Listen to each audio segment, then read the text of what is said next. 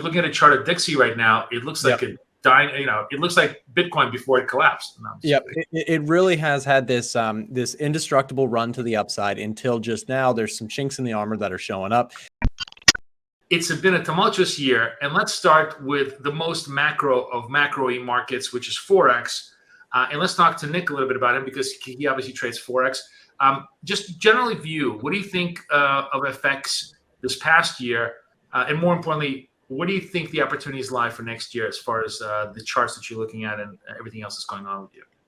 Sure. So you mentioned it's the macro market, and that's for sure, and probably impactful to the rest of the markets that we're going to talk today is probably the Federal Reserve's sort of most recent news. We've probably all heard and heard over and over this whole, super strong U.S. dollar for the last, year and a half with the Federal Reserve being so incredibly hawkish. We've seen that kind of be challenged. Not so strong, right? I mean, we're looking at a chart of Dixie right now. It looks like dying. It looks like Bitcoin before it collapsed. Yep, it really has had this this indestructible run to the upside until just now. There's some chinks in the armor that are showing up. You've got inflation kind of curbing. You've got just Jerome Powell's most recent speech being a little bit soft on the rate hikes and that sort of thing, and that's leaving some room to the upside on things like equities and gold. And then when you go in the currency world, it's giving room to some of the counter currencies, which have been beaten down all year until here towards the end, where you've got things like the New Zealand dollar and the Australian dollar on the rise and showing a little bit of strength for once. I mean, it has been a while since I've seen anything but the dollar taking the top of all the currency heat maps that I watch. So it's cool to see. It's there's a lot of opportunity, I think, going into the new year as that potentially continues. I try not to predict too heavily, but just generally speaking, with that inflation sort of curbing, it looks potentially like you could see some more run to the upside on some of the counter crosses. Okay, somebody's MetaTrader. I know it's 5 o'clock in New York, so it's actually the close of the Forex market. So somebody's MetaTrader was shutting on and off. I don't know if it was mine or somebody else's, but that's what that noise was. Peter, what about you on FX? What do you I know you've been trading a little bit of FX. I know you primarily focus on crypto, but what do you see there? Again, obviously, just been looking at the US dollar, and I think I've been looking at Forex mainly because of low volume in crypto, but actually a lot of what happens in Forex, or a lot of what's been happening with the dollar is related to what's been happening in crypto. Obviously, with the impact of what's happened in FTX recently, watching quite closely the US dollar or the DXY to see when we're going to sort of see a turnaround in the crypto market. And actually, I think the crypto market turnaround is pretty much around now, potentially another dip on the horizon, but I think that comes in turn with maybe another USD kind of like pushback to the upside just to sort of retest. So I've literally kind of have worked out that they're fairly negatively correlated. Interesting. Amongst the FX pairs, which one would you focus on? What looks best to you? I mean, I'm sort of not too exotic. I just sort of stick between GBP and Euro USD. Okay. I have in the past sort of dealt with JPY and things, but I kind of like the more time I've spent trading, the more I kind of try to narrow down what I'm actually trading, and just sort of monitoring. We actually had a trader. We had a trader on Trading Battle last week, who, like, a Forex trader who never traded JPY in his life. Like, it was the first time he made a trade on that, and I was like, how could you not trade JPY? That's like not eating a hamburger. It was like the most un-American thing I ever heard of. But it's funny. Sabrina, sorry, go ahead. I was just going to. Sabrina, I know you're in Europe. You've got to be focusing a little bit on FX. What do you see in that market that looks interesting to you? Well, for me, it was especially the cable, and the movements in cable were quite astounding. Never thought that I would see cable trade like an emerging market currency. Exactly. Right. So that has been really interesting, and then especially Guppy, pound yen. Right. Incredible pair to trade, big ranges, and then pound Aussie, pound Kiwi, So when I'm actually interested, it was like when Brexit. Yeah, I mean, it hasn't been as volatile since Brexit time. I'm actually interested, like when you see massive volatility in a pair, this is a question to anybody on the panel. Is your first instinct to go with the flow, to do a continuity trade, or is the first instinct to try to look for some kind of a reversal and a pivot point? When you see massive range breakout, anybody, it's a throw out question. Mickey, feel free to participate, even though I know. Do you trade FX? I think no, you're trading indices only. No, I don't trade FX, unfortunately. You don't trade FX. What's your I'm just curious, what's your first instinct? Is it usually to like look for a turn, or just to look for, oh, if this is moving 100 points up, I gotta get along this thing? How do you guys usually trade it? I'll hop on like when the yen started moving. Just smaller size and bigger stops. Smaller size, bigger stops. Interesting. Okay. What about you, Peter? How do you usually deal with that kind of move? I tend to wait until it's basically played out, but I'm always anticipating a reversal in the market, and sort of see them as sort of soaking up liquidity. In terms of my sort of trading strategy is very much around like the last sort of 2 4-hour candles.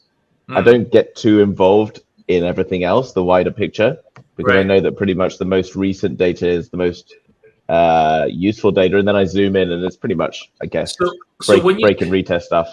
Right. So how do you zoom in? Do you zoom in on a 5-minute chart? Do you zoom a 15-minute chart off the last 4 hours? 4, 15, 5. 4 hour, 15-minute, and then 5-minute. So literally marking the top, bottom, and middle of the last 4-hour candle. Right. And if it's looking for continuation, I'm literally looking for a pullback to the 50%. If it's a break and a retest, I'm looking for movement towards the upside and then back to the top of that candle. And it's literally looking at the last 4-hour candle. So I jump on 1 p.m. here, which is 6 a.m. London open, or 6 a.m. before London open, and I'm looking for setups for that. And I trade 1 4-hour candle. And do you and then the entry technique? Do you go in? Do you wait for a confirmation of your ultimate direction? Let's say you're trading retrace to the upside. Do you look for let's say a green 5-minute or a green 15-minute?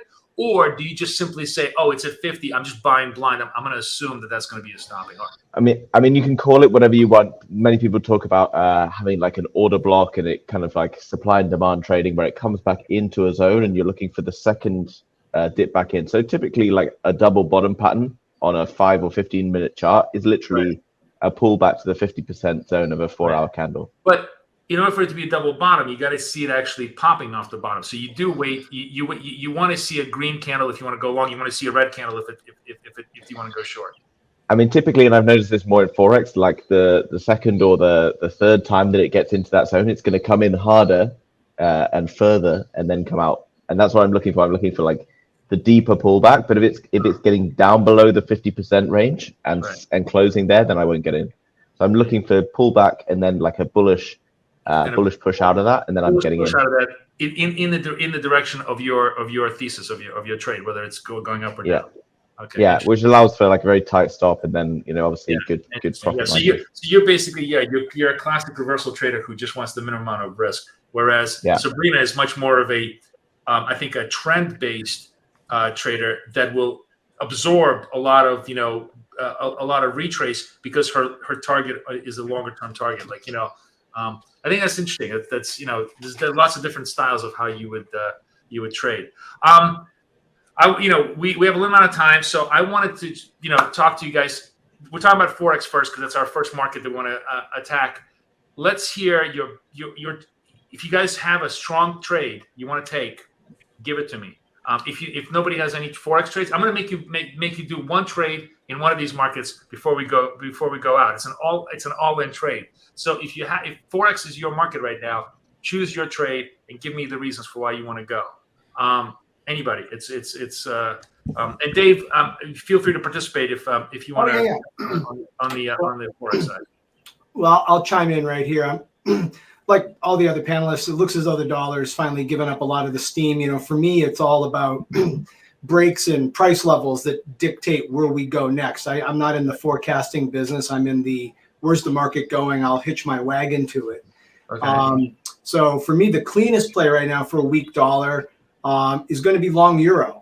Do I like adding to a position or establishing it at these levels? We'll probably get a little bit of a pullback, but for the sake of this particular contest, we don't have much of a choice. So I'm bullish euro into the year end. So that's the trade I'll be taking, at least in terms of the Forex space. Where's your uncle point in euro? Like where would you what would you say on the chart that you say, yeah, this is gonna great question. For me, probably back below 103.80. 102.66 at the worst, but I don't think you have to. If it gets back below 103.84, which was my trigger point to get long, that would be my trigger point to get out of the trade. Like this is how much I'm out of FX at this point. I didn't even realize euros at 105. I mean, I was like, last time I looked at it, it was sub 97. Yep. That's when everybody was bearish. That's when everybody was bearish. That's when everybody was bearish. It's really amazing about that. The only other thing I would say, I think the other strong contender of a trade, I know we can only pick one. No, you can pick whatever you want. I think dollar yen continues to look vulnerable. We get back if we hold below 135.25, although we're pretty extended. I think that's the uncle point for even much lower levels going into 2023. Yeah, dollar yen is the new Bitcoin, Peter. Okay, that's like it used to be the world's most boring currency, but now it's like the most interesting currency to trade. Okay, so Dave likes euro. We're going to put him into a long euro trade. What about anybody else on the FX side? Nick, I could probably take something. Like Dave said, it's a tough day in terms of there's nothing pulling back. You've got a lot of things at this point in my own trading. This is a sort of day where I'd be, similar to Sabrina, trying to hold on to something that's moving, go with the flow kind of day. But for the sake of trying to enter a trade, I can probably find something here. I do like I mentioned, some of the emerging markets, against the dollar. I think things like pound USD are looking really interesting. You've also got New Zealand dollar, which is the one that I currently have been trading a lot. So you've been saying that. It's the fundamental argument for Kiwi and Aussie is kind of horrible because China is just really on the back foot. But that doesn't seem to, there must be something else going on here. Or is it, anybody have any brilliant ideas as to why the Antipodeans are rallying? Like, what's going on in that part of the world that people are bullish? Is it just because they think China is no longer as big a factor to the economy of those countries? I think part of it is lesser those currencies and more so the dollar itself. It's kind of just they've been absolutely crushed. It's kind of like small cap stocks rising in a market reversal. You've got these guys have been obliterated. It's more positioning than fundamentals. Interesting. Right. I think so. It's also the whole risk on notion of those currencies. They're pretty good barometers of risk on, risk off. Right. And obviously the S&Ps have been on a tear. So it's not unusual to see Kiwi and Aussie rally under those situations. And plus the dollar index is moving lower. Sure.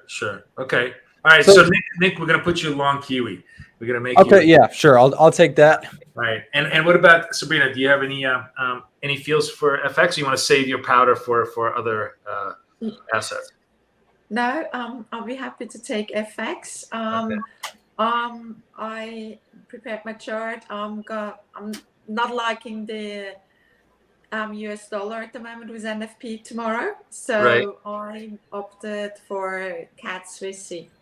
Yeah. So it's CAD Swissy to the long side or short side? Yeah, to the long side. The long side. Yeah. So you want to go long CAD against Swiss. I think the chart is very overextended. When you look at the weekly, we're coming into a supply zone.